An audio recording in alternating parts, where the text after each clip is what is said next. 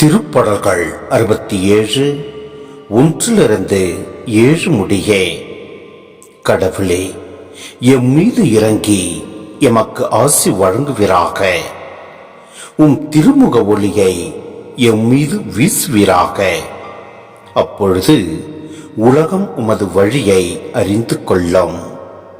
பிற இனத்தார் அனைவரும் நீர் அருளும் மீட்பை உணர்ந்து கொள்வர். கடவுளே, மக்களினத்தார் உம்மை புகழ்வார்களாக. மக்கள் எல்லாரும் உம்மை போற்றுவார்களாக. வேற்று நாட்டினர் அக்களித்து மகிழ்ச்சியுடன் பாடிடுவாராக.